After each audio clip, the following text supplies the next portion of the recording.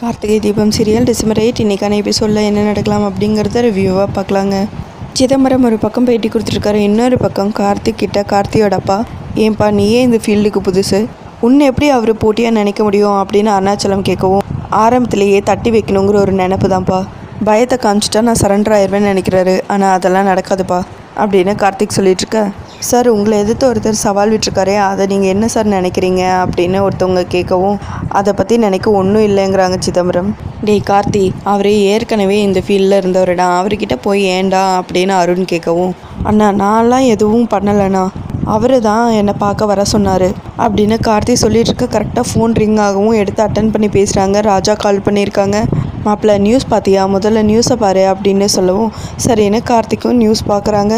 கார்த்தி என்னாச்சுப்பா அப்படின்னு அபிராமி கேட்கவும், இல்லைம்மா அந்த சிதம்பரம் ஏதோ ப்ரெஸ் மீட்டில் ஏதோ பேசிகிட்டு இருக்காராம், அது நியூஸில் வருதாமா அப்படின்னு சொல்லவும், என்ன நியூஸில் வருதா, இரு நான் டிவி ஆன் பண்ணுறேன் அப்படின்னு சொல்லிட்டு அருணும் போய் டிவி ஆன் பண்ணி விடுறாங்க.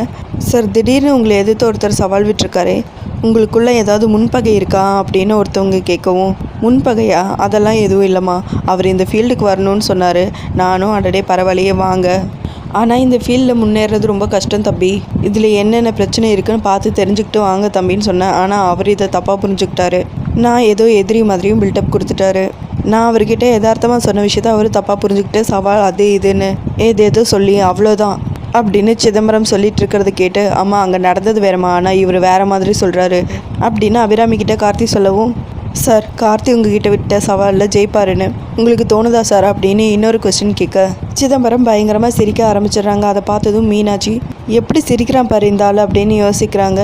இந்த ஆள் இப்படி தான் ஏதோ இரிட்டேட் பண்ணியிருப்பாரு போல இருக்கு சாரை, அதனால தான் இவ்வளோ டென்ஷனாக இருக்காரு அப்படின்னு தீபாவும் யோசிச்சுட்ருக்காங்க.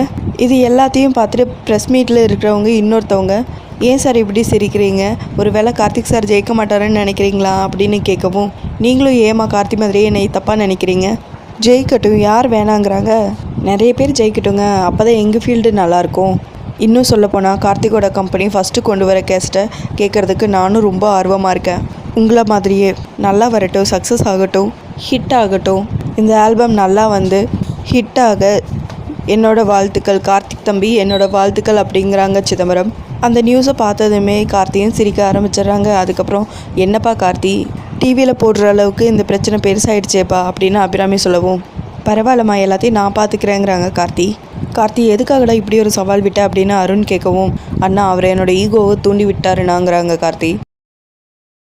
இவர் ரொம்ப நாளாகவே இந்த ஃபீல்ட்லேயே இருக்கிறவர், இவர்கிட்ட போய் சவால் விட்டுருக்கே, நீயும் இந்த ஃபீல்டுக்கு இப்போ தான் புதுசாக வந்திருக்க, நீ கொஞ்சம் அவசரப்பட்டுட்டியோன்னு தோணுது கார்த்தி, இந்த மாதிரி ஆளுங்களுக்கு நடுவில் சக்ஸஸ் பண்ணி கொண்டு வர்றது கொஞ்சம் கஷ்டம் கார்த்தி அப்படின்னு அருண் சொல்லிகிட்ருக்கோம். சந்தேகமே இல்லை, உங்கள் தம்பி பல்பு வாங்க போகிறது கன்ஃபார்ம்னு யோசிக்கிறாங்க ஐஸ்வர்யா. கார்த்தி இந்த மாதிரி ஆளுங்கள்லாம் பிஸ்னஸை காலி பண்ணுறதுக்காக இந்த மாதிரி ஸ்ட்ராட்டஜியெல்லாம் யூஸ் பண்ணுவாங்கப்பா, இது எல்லாம் நீ கண்டுக்கவே கூடாது அப்படின்னு அருணாச்சலம் சொல்லிகிட்ருக்க. ஏங்க இந்த ஆள் அவ்வளோ பெரிய ஆளா, அந்த ஆள் பேசினது கேட்ட எனக்கே கோவம் வருது, அப்போ கார்த்தி சவால் விட்டதில் தப்பே இல்லை அப்படின்னு சொல்லிகிட்ருக்கோம். என்ன நாச்சியா இது, ப்ராக்டிக்கலாக இதெல்லாம் யோசிக்க மாட்டேயா அப்படின்னு அருணாச்சலம் கேட்க, சரிங்க காஸ்மெட்டிக் பிஸ்னஸ் பற்றி கார்த்திக் என்ன தெரியும், ஆனால் திடீர்னு ஒரு ஆர்டிக்கல் பார்த்து எனக்கு இதில் கொஞ்சம் ஆர்வமாக இருக்குன்னு வந்து சொன்னப்போ நம்ம இப்படி தான் அப்போவும் பயந்தோம், ஆனால் அதில் ஃபுல்லாக சக்ஸஸ் பண்ணி காட்டினால, அப்படி இருக்கும்போது அவன் இப்படி ஒரு சேலஞ்ச் பண்ணியிருக்கான்னா கண்டிப்பாக அவனுக்குள்ளே ஏதோ ஒரு நம்பிக்கை இருக்குன்னு தானே காரணம், ஏதோ இப்போ கூட அவன் நம்பிக்கையாக தான் இருக்கான், நம்மளால் முடிஞ்சால் அவனை ஊக்கப்படுத்தணும், இல்லைன்னா இந்த மாதிரி நெகட்டிவாவது பேசாமல் இருக்கணும், அவன் ஒரு முடிவு எடுத்துட்டான், அவன் மோதி பார்க்கட்டுங்கிறாங்க அபிராமி. மோதி பார்க்கலாம், ஆனால் ஜெயிக்கணும் இல்லைன்னு யோசிக்கிறாங்க ஐஸ்வர்யா.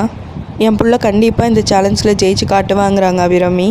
கண்டிப்பாக நான் ஜெயிப்பேம்மா அப்படின்னு கார்த்தி அபிராமி கிட்ட சொல்லிவிட்டு, அண்ணா நான் எப்படியும் இந்த ஃபீல்டில் சக்ஸஸ் பண்ணி காட்டுவேங்கிறாங்க கார்த்தி. சரிடா நீ ஜெயிச்சா எனக்கு அதை விட சந்தோஷம் வேறு என்ன இருக்குது அப்படின்னு அருண் சொல்லவும் எல்லாரும் பயங்கரமாக சந்தோஷப்படுறாங்க. ஓவர் அலப்பறையாக இருக்கே, ஏதாவது ஒரு தரமான சம்பவத்தை பண்ணி விடணுமே, ஏதாவது பண்ணிவிடுவோம் அப்படின்னு ஐஸ்வர்யா யோசிச்சுட்ருக்காங்க. இன்னொரு பக்கம் தீபா தனியாக உட்காந்து யோசிச்சுட்ருக்காங்க. கார்த்தி சவால் விட்டது, அபிராமி கார்த்தியை மோட்டிவேட் பண்ணி பேசினதுன்னு எல்லாத்தையும் யோசிச்சு பார்க்குறாங்க. கரெக்டாக அந்த டைமில் கார்த்தியும் வராங்க.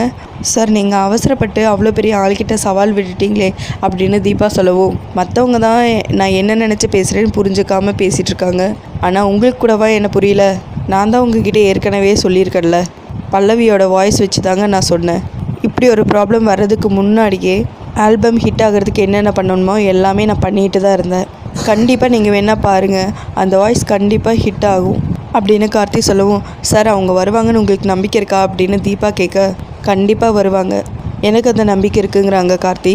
மீனாட்சி அக்கா கார்த்திக் சாரை கரெக்டாக தான் கெஸ் பண்ணியிருக்காங்க அப்படின்னு தீபாவும் யோசிச்சுட்ருக்காங்க. அடுத்ததாக தீபா மீனாட்சி 2 பேர் தனியாக நின்று பேசிகிட்டு இருக்காங்க. தீபா இப்போ என்ன பண்ண போகிற அப்படின்னு மீனாட்சி கேட்கவும், அக்கா என்ன பண்ணுறதுன்னு எனக்கும் புரியலை, ஆனால் கார்த்திக் சாருக்காக கண்டிப்பாக பாடி தான் ஆகணும், வேறு வழியே இல்லை. பேசாமல் நான் தான் பல்லவிங்கிற விஷயத்தை போய் கார்த்திக் சார்கிட்ட சொல்லிடட்டுமா?